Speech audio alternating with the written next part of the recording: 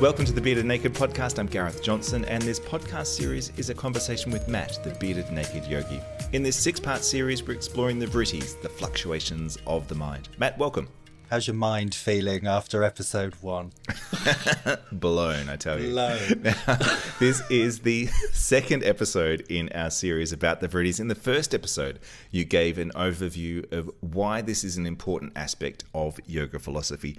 What are we tackling in this episode? So from this episode on, we're going to be taking a little bit of a deeper exploration of each of the Vrittis in themselves. And we are going to start with Pramana, which is the first of the Vrittis, these fluctuations of the mind, and it's a word that translates as a valid means of knowledge or correct cognition.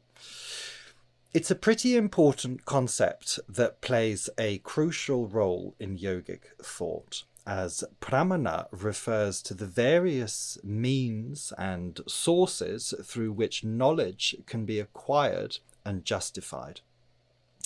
These means of knowledge are considered reliable and authoritative in providing valid and accurate information about the world and about reality itself. The focus of Pramana is how correct knowledge can be acquired, how one knows, how one does not know, and to what extent knowledge pertinent about someone or something can be acquired. Pramana forms one part of a trio of concepts which describe the ancient yogic view on how knowledge is gained. The other two concepts are the knower, also known as pramatra, and what is knowable, prameya.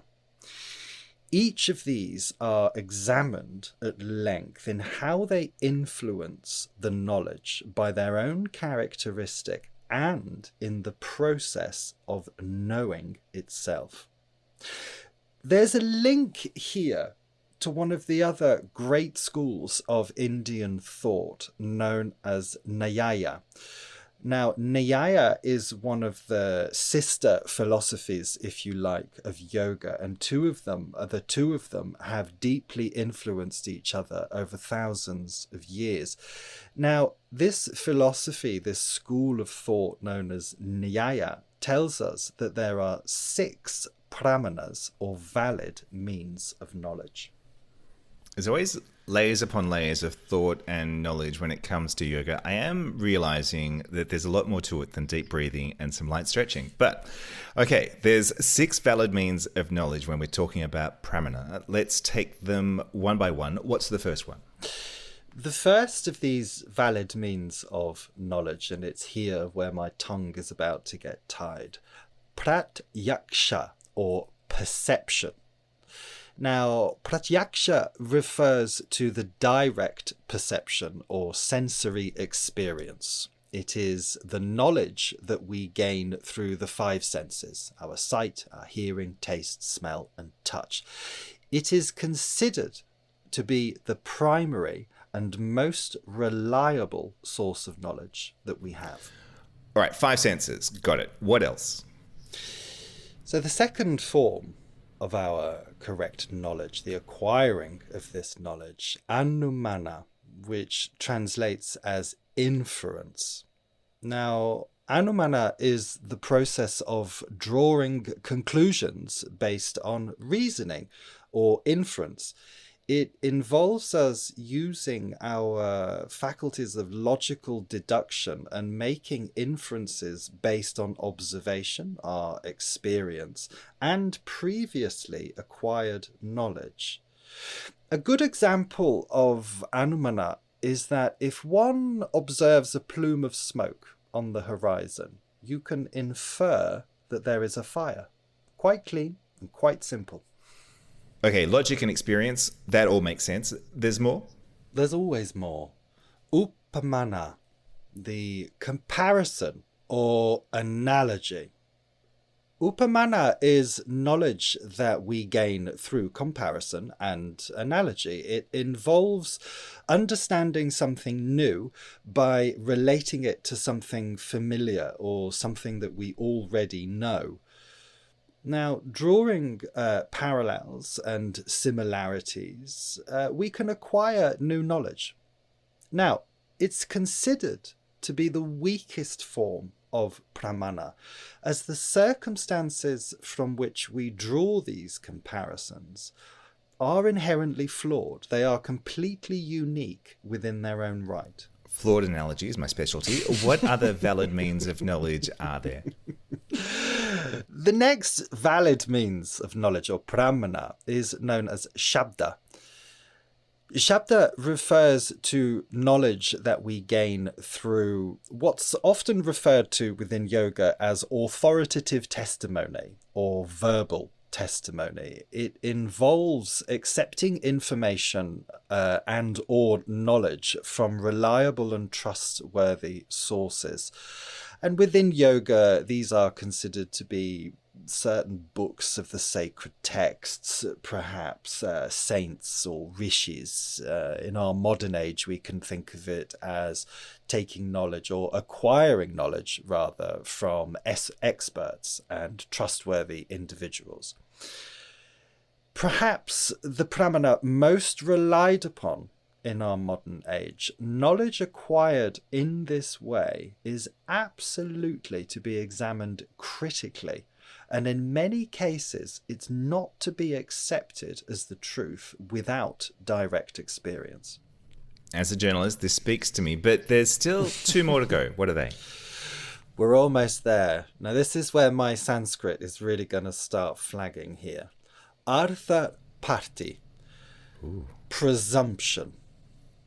Arthapati is a means of acquiring knowledge based on presumption, or that lovely word postulation. It involves arriving at a conclusion based on the necessity or requirement of a certain situation or circumstance. At best, it can be defined as knowledge from circumstantial evidence. At worst, it can be considered as knowledge acquired from complete hypothesis. Mm-hmm. Circumstantial evidence that often provides some useful color when you're trying to figure something out. What's the final one that we're tackling? Anupalabdhi, or non-perception, or absence. And this one to me is perhaps always held the greatest of interest here. Anupalabdhi refers to knowledge that we gain through the absence or non-perception of something. It involves knowing the absence of an object or a quality through direct perception or inference, suggesting that the knowing of a negative, such as, let's say, there is no table within this room, that is a valid form of knowledge. We now know that there is no table within that room. If something can be observed or inferred or proven as non-existent or impossible, then it's often said that one knows more than what one did without such inference or knowledge. It's a little bit of a mind bender, that one, but I do like to meditate upon that. Now, we're only at the first of the Vrittis, but we've already got 6 pramana to try and remember. I'm starting to feel a little intellectually challenged. Is it essential to remember all of this while I'm trying to master my downward dog? You know, as we discussed in season 1, the great tragedy of yoga in the modern age is the belief that it is all about physical postures and moving and being within our body. Now, asana practice, that third limb of yoga, is no doubt a wonderful practice in which to engage. But by just focusing in on this one teeny tiny aspect of yoga, our understanding of the fullness of the practice is completely lost. We can say it's a misconception here or a misperception there of something. And for me, that's a real shame. Pramana can be seen as the gateway into understanding ourselves here, beyond the surface levels of the mind. And it simply informs us that this is how we tend to acquire knowledge as an individual, but also as a species. For me, it's not about trying to remember all of this. And let's cast our mind back here to the previous episode of this season, episode 1. Memory is the most flawed of all of the Vrittis. But what this is about is understanding the nature of our minds and how our minds work. Let's take an analogy here. Unless you know how an engine works, you have no hope of optimizing its performance. If you are on a journey into yoga, perhaps of self-realization and self-understanding, what these Vrittis provide to us is a very clear map of the landscape ahead, the things that we will navigate, the challenges that we will face, the supports that we will have within the journey.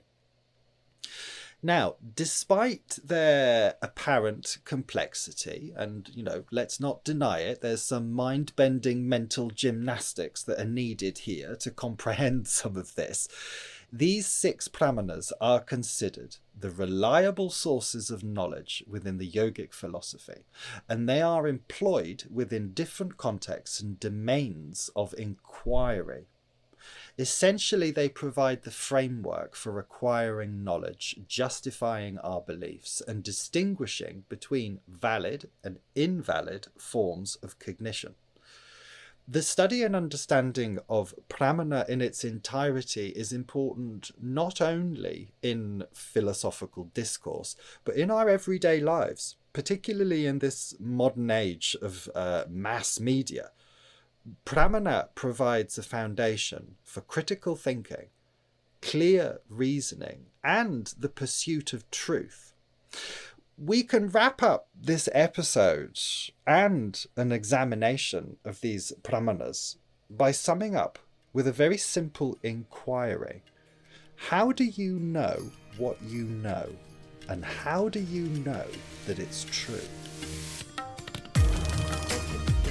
That brings us to the end of this episode of the Bearded Naked podcast. I'm Gareth Johnson. You can find me on Twitter at GTV London. If you want to get in touch with Matt or find out more about his online courses and retreats, head over to his website, thebeardednakedyogi.com. Thank you so much, Gareth, and thank you everyone for listening. If your brain isn't too fried yet, let's keep going, and we will see you in episode 3. Look after yourself.